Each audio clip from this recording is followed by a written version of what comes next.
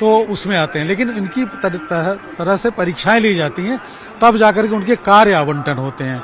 तो वो कार्य आवंटन जो किए जाते हैं वो परीक्षा के बाद किए जाते हैं, फिर उनकी साधना होती है।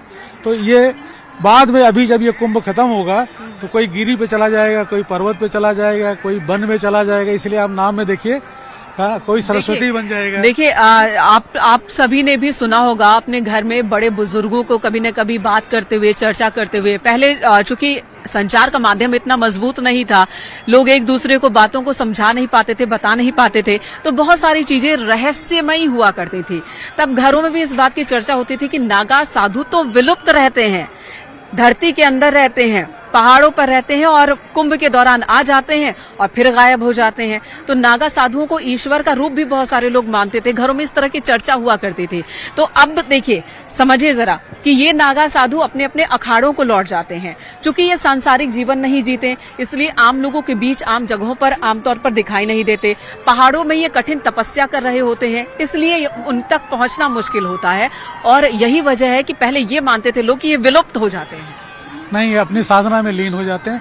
हमारा सनातन एक ऐसा धर्म रहा है, एक प्रथा रही है, हम प्रचार पे ज्यादा अपने साधना में और अपने आत्मशोधन में और ब्रह्म के ज्ञान में लगाते हैं। तो जो इस तरह के लोग हैं वो इसमें जुटे हुए हैं, उनको हो सकता है हमारे मीडिया के सामने भी नहीं आए। इसीलिए जब वो जाते हैं स्नान करने के लिए, तो जो सांसारिक लोग हैं उनके दर्शन के लिए लालायित रहते हैं कि पता नहीं इसमें कौन सा सिद्ध ऐसा मुझे दिख जाए जिसका आशीर्वाद मुझे मिल जाए। आशीर्वाद की हमारे यहाँ बहुत बड़ी परंपरा है, इसलिए हम नमस्कार करते हैं। हम सामान्य व्यक्ति को भी चाहते हैं कि उससे भी वाणी से कुछ शब्द निकल आए जो हमारे लिए पुण्यदायक हो, हमारे लिए लाभकारी हो। क्योंकि ये कहा गया है कि माँ सरस्वती हर के मुख पर कभी न कभी आती हैं, वह क्षण कब आएगा ये हमें नहीं पता, इसलिए हम बार बार नमस्कार नमस्कार नमस्कार करते रहते हैं, सबको नमस्कार करते हैं। ये हमारी सनातनी परंपरा है। तो इनके अंदर क्षमता है, अगर इन्होंने हाथ उठा करके हमें आशीर्वाद मन से दे दिया तो हमें सचमुच हमारा जीवन धन्य हो जाएगा। और मैंने पहले ही बताया था आपको कि इस प्रयाग क्षेत्र में, कुंभ क्षेत्र में जब हम आते हैं, स्नान आदि करते हैं, तो जो कामद और मोक्षद दोनों हैं, ये जो आपको सन्यासी दिखाई पड़ रहे हैं उनकी कोई कामना नहीं है। ये जमीन नहीं खरीदना चाहते हैं, अपने बच्चों के लिए बहुत पैसा नहीं इकट्ठा करना चाहते हैं, प्रचार नहीं चाहते हैं, वो यश भी आपसे नहीं प्राप्त करना चाहते हैं, वो सीधे ब्रह्म से लीन होते हैं। जब उनको ज्ञान होता है तो समझते हैं कि कुछ नहीं है, मिथ्या है। तो ये न चल न अचल, न मान न सम्मान, कुछ की भी दरकार नहीं है, कुछ की भी चाहत नहीं है, बस ईश्वर की आराधना, राष्ट्र प्रेम और धर्मात्मा से जुड़ना, यही लक्ष्य होता है इन साधुओं का, संतों का, नागाओं का, जो कि कुंभ के बाद फिर आपको नजर नहीं आएंगे। और जैसा कि बता रहे हैं ज्योतिषाचार्य जी कि माँ गंगा को वो अपनी माता मानते हैं और माता की गोद में वो इस वक्त खेल रहे हैं। जो तस्वीरें आप देख रहे हैं, हमें लग सकता है कि बहुत उद्दंडता दिखाई जा रही है और जो तमाम साधु हैं, ये देखिए जरा किस तरह से बिहेव कर रहे हैं, ये हम आप कह सकते हैं। लेकिन दरअसल ये अपनी माँ की गोद में खेल रहे हैं। इस अनुभव के साथ, इस सोच के साथ ये नागा साधु यहाँ पर स्नान करते हुए दिख रहे हैं। जब यहाँ से लौटेंगे तो जैसा कि ज्योतिषाचार्य जी बता रहे हैं कि जब ये लौटते हैं तो रोते हैं कि माँ अब फिर दर्शन कब दोगी। पूरे साल इंतजार करते हैं, 12 साल तक इंतजार करते हैं महाकुंभ के लिए, फिर जाकर वो वक्त आता है। और इस बीच न जाने कितने नागा साधु कहाँ कहाँ चले जाया करते होंगे। इस क्षेत्र की सबसे बड़ी विशेषता है कि यहाँ पर आपने सुना होगा अष्टमाधव, या एक शब्द आता है द्वादश माधव। इस क्षेत्र की रक्षा विष्णु तरह तरह के अस्त्र लेकर के इस क्षेत्र की रक्षा करते हैं। अस क्या मतलब तलवार हुआ, बिंदु माधव, बट माधव, गदा माधव, शंख माधव, चक्र माधव, ये सब हमारे अस्त्र हैं भगवान शंकर विष्णु के। वो इसी पूरी क्षेत्र की रक्षा करते हैं। और उन्होंने प्रथम तपस्या, उन्होंने भी यहाँ तपस्या की थी। समुद्र मंथन के पहले लक्ष्मी को पाने के लिए घोर तपस्या यहाँ की थी, और वह मास हुआ करता था माघ। अच्छा, एक और सवाल मेरे मन में अभी आया, मैं पूछ लेना चाहती हूँ, क्योंकि भगवान विष्णु को तुलसी दल बहुत प्रिय है और ये भी कहते हैं, कुछ लोगों से मैंने सुना कि वो यहाँ से तुलसी दल लेकर जाना चाहते हैं, तुलसी की माला लेकर जाना चाहते हैं। तुलसी की तो कथानक सभी जानते हैं, तुलसी बहुत प्रिय है भगवान विष्णु को, वो एक अलग प्रकरण हो जाएगा। तुलसी, यहाँ जो वैष्णव है वो तुलसी के लिए ज्यादा आएंगे, और बाकी जो शैव और दूसरे लोग हैं गंगा जल ले जाना चाहेंगे। मेन चीजें, जो सुहागिनें हैं वो अपने सुहाग की सामग्री यहाँ से ले जाती हैं। उनको लगता है कि जो सामग्री हम यहाँ से लेके जा रहे हैं उसमें तीर्थ का जो देवत्व है, प्रभुत्व है, वो भी उसके साथ, उनके साथ जा रहा है। भले वो छोटी छोटी चीजें हों लेकिन वो लेकर के जाती हैं। तो अपनी अपनी आस्था के हिसाब से वो चीजें लेके जाते हैं। वैष्णव तो तुलसी के बिना रह नहीं सकते और वो पूरी माला भी नहीं पहनते तुलसी की, क्योंकि अशुद्ध होने का डर रहता है। इसको कंठी यानी कंठ तक लगा रहे, चिपका रहे, इस तरह से वो कंठ वाला बनाते हैं। इसको कंठी शब्द है ना, कंठी और माला दोनों आप सुनते होंगे। वो तुलसी की ही कंठी बनती है। तुलसी का चंदन ले जाते हैं। अभी जब तुलसी सूख जाएगी ठंडक में तो कहा जाता है कि उनके उसको चंदन बना करके घिस करके आप सब लगाइए, उसको कहीं फेंकिए नहीं तुलसी को। तो तुलसी का तो महत्व बहुत ज्यादा है, खासकर वैष्णवों के लिए। सनातनियों के लिए तो है ही है, वैष्णवों के लिए बहुत ज्यादा है। तो मैं ये बता रहा था ये वैष्णव क्षेत्र है, यहाँ वो वास करते हैं और उन्होंने माँ लक्ष्मी को पाने के लिए खुद तपस्या की थी, तब समुद्र मंथन के बाद लक्ष्मी उनको मिली है। तो ये प्रयाग की ये बड़ी भारी महत्ता है। माघ मघा नक्षत्र से जुड़ा हुआ है और माघ को अघ कहा गया है, जहाँ पाप न हो, पाप का विनाश हो। और मकरे अर्क को भी लोग कभी कभी कहते हैं उससे माघ बना, नहीं, ये मघा नक्षत्र से बना है। अच्छा, आज के दिन मकर संक्रांति पे बहुत सारे क्षेत्रों में खिचड़ी खाने की परंपरा है, तो बहुत सारी जगहों पर दही चूड़ा खाने की भी परंपरा है। दही चूड़ा क्यों खाते हैं? देखिए, मैं पहले खिचड़ी पर आ जाऊं और उसके पहले मैं एक बात और बता दूं। इस क्षेत्र में ठंडक बहुत ज्यादा है, पाचन शक्ति को सही रखना है, तो ऐसे सुपाच्य भोजन को खाने की परंपरा है इस दिन, इस मौसम में। क्योंकि अभी नया नया चावल पैदा हुआ होता है तो उसके चिवड़ा बहुत सुंदर बनता है। तो कहीं कहीं चिवड़ा जहाँ होता है, जहाँ तिल है वो तिल खाते हैं, वो पुष्टिता देता है, गर्मी देता है। घी भी खाया जाता है, खिचड़ी में घी दी जाती है। और दान के नाम पर आप पहले समझें, जो चीजें गर्मी देती हैं उसका दान आज किया जाता है, जैसे तिल। और खाने के लिए आप खिचड़ी है, खिचड़ी में दालें मिली हुई हैं, घी, और ये लकड़ियां काष्ठ के लिए।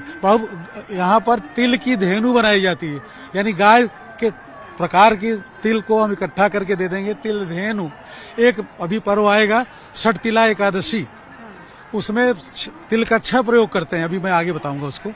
और ये जितनी भी काली चीजें हैं, जैसे ऊर्जा देने वाली कंबल, उसका भी दान किया जाता है यहाँ पर। तो आप शनि को प्रसन्न कैसे कर सकते हैं? काली चीजों के माध्यम से। तिल में ये कहा गया है कि उसमें लक्ष्मी भी रहती हैं, वास करती हैं। यही मामला कार्तिक मास में होता है। कार्तिक मास में तिल का तेल, तिल का उपटन, तिल का दीप, तिल का हवन और तिल के लड्डू, तिल का भोजन, तिल का दान। तो सबसे पहली चीज अगर आपके पास हो तो तिल है। वैसे तो स्वर्ण दान भी कर सकते हैं, आपकी क्षमता हो। स्वास्थ्य और प्रकृति को ध्यान में रखकर ही दान की चीजें भी निर्धारित की गई हैं और तय किया गया है। बहुत ही सही जानकारियां मिल रही हैं यहाँ पर, और तस्वीरें लगातार हम आपको प्रयागराज से दिखा रहे हैं, जहाँ पर इस वक्त संतों का, साधुओं का, नागाओं का स्नान चल रहा है, आम लोगों का भी स्नान चल रहा है। लाखों की तादाद में देखिए श्रद्धालु कैसे जन सैलाब की तरह आ रहे हैं, स्नान करके लौट रहे हैं। और जैसा कि हमारे सहयोगी ने थोड़ी देर पहले बताया था कि किसी के हाथ में झोरा है, किसी के सर पर गठरी है, और पूरे परिवार के साथ गृहस्थी का सामान लेकर भी लोग मेला क्षेत्र में पहुंचे हैं। और पहले ऐसी तस्वीरें ज्यादा देखने को मिलती थी, क्योंकि पहले मेले के अंदर उतनी व्यवस्था, उतनी चीजें नहीं मिलती थी। तो अगर कोई कल्पवास के लिए आ रहा है या 3-4 दिन के लिए भी मेला क्षेत्र के अंदर आ रहा है, तो वो अपने लिए गृहस्थी का सारा सामान लेकर आया करते थे।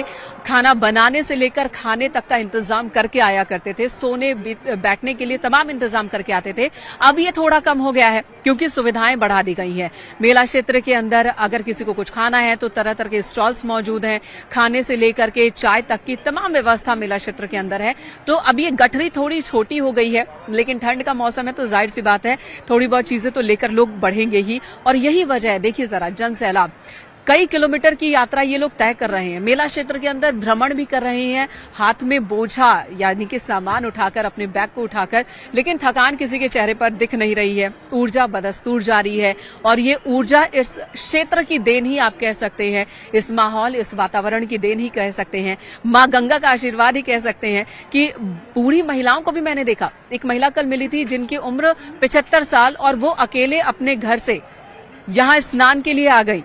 जब उनसे पूछा गया कि डर नहीं लगा, अकेले आप आ गई हैं, कैसे आई हैं, तो उन्होंने बताया कि डर नहीं लगा, बेटे ने रोका था कि अकेले मत जाना, तबीयत खराब हो सकती है, लेकिन मैं अकेले आ गई और मुझे कोई दिक्कत नहीं है। तो ये इस क्षेत्र में, और व्यवस्था भी अच्छी है, उन्हें इस बात का यकीन था कि उन्हें परेशानी होगी नहीं।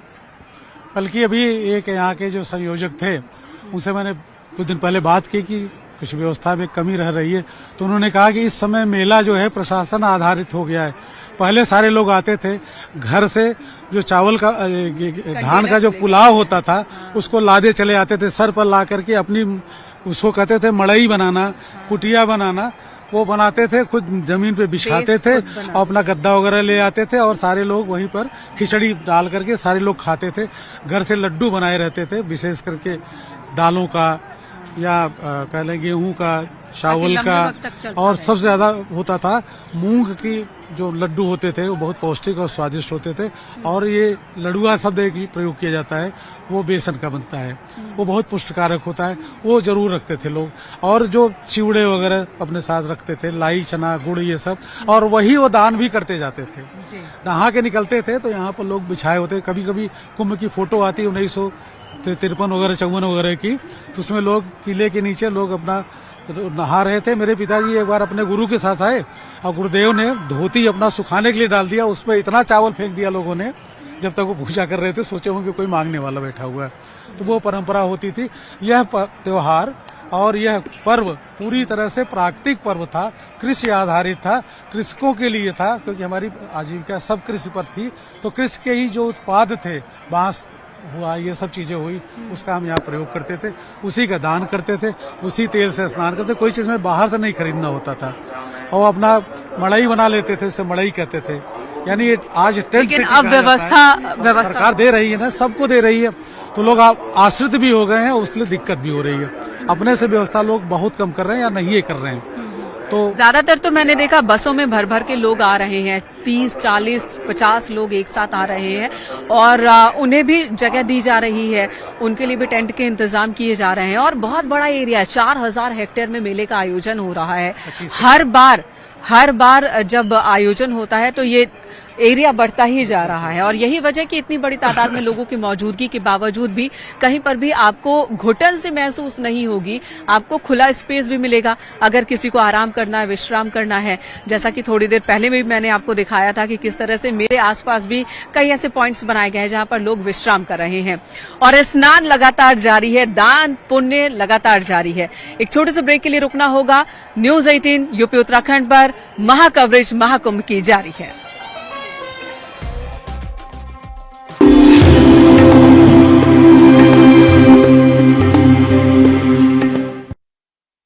म्यूचुअल फंड सही।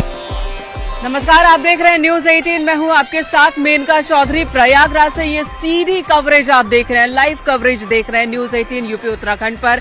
सुबह से ही हम दिखा रहे हैं, देखिए अब सूरज उग चुका है, रोशनी बढ़ती जा रही है और रोशनी बढ़ने के साथ ही खूबसूरती भी और ज्यादा निखर कर देखने को मिल रही है। सबसे पहले तो आपको दिखा दे कि मैं जहां मौजूद हूं यहाँ वहां से लोगों की संख्या देखिए। वहां से आप मेला में किसी भी क्षेत्र में चले जाइए, आपको ऐसे ही जनसैलाब देखने को मिलेगा। ऐसा लग रहा है कि समुद्र की लहरें हैं जो बढ़ती चली जा रही हैं और जैसे समुद्र का कोई अंत नहीं दिखता, वैसा ही इन लहरों का भी कोई अंत नहीं दिख रहा है। लोगों की जो कतार है उसकी अंतिम छोर आपको देखने को नहीं मिलेगी। पूरे कुंभ क्षेत्र में इसी तरह से लोग दिख रहे हैं। लेकिन इन सब के बीच जो आश्चर्य की बात है, इन सब के बीच जो राहत की बात है कि कहीं कोई अव्यवस्था नहीं है, गंदगी नहीं है, साफ सफाई हर तरफ है। लोगों का हुजूम एक तरफ से दाखिल हो रहा है तो दूसरी तरफ से निकलता हुआ भी दिख रहा है। स्नान दान जाप सब कर रहा है, दान पुण्य करके, और उसके बाद निकल रहा है।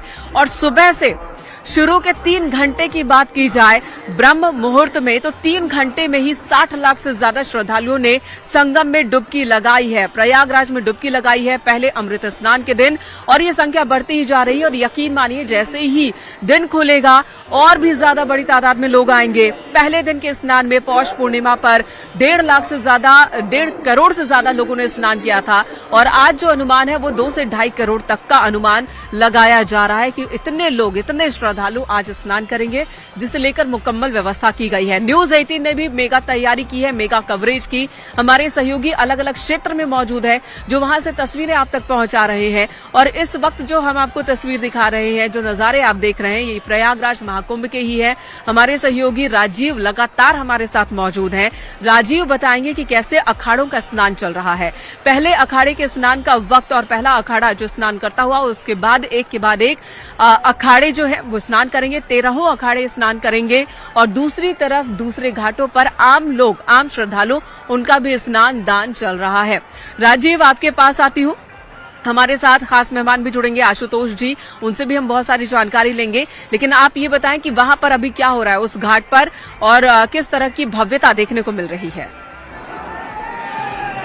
अब देखिए, मेनका पहले अखाड़े के बाद अब आप देख सकते हैं कि इस वक्त निरंजनी और आनंद अखाड़े के जो नागा है वो संगम पर पहुंच चुके हैं अमृत स्नान के लिए। आप देख सकते हैं कि इस वक्त निरंजनी और आनंद अखाड़े के जो पूज्य साधु संत हैं वो इस वक्त संगम तट पर पहुंच रहे हैं, एक के बाद एक। अब सबसे पहले जो नागा है साधु वो पहुंचे हैं और अब एक के बाद जो निरंजनी और आनंद अखाड़े के महामंडलेश्वर हैं, वो सभी पूज्य संतों का जो रथ है वो अब से कुछ ही सेकंड्स के बाद आपको कैमरे में दिखाई देगा। उसके पहले आप देख सकते हैं कि ये वो सभी निरंजनी और आनंद अखाड़े के भक्त हैं, फॉलोअर हैं, जो इस वक्त संगम तट की ओर बढ़ते हुए नजर आ रहे हैं। जो भव्य और दिव्य काफिला है वो भी वहां से निकल चुका है पैंटूनपुर। और आप पूछ सकते हैं अमावस्या तो अशुभ तिथि होती है,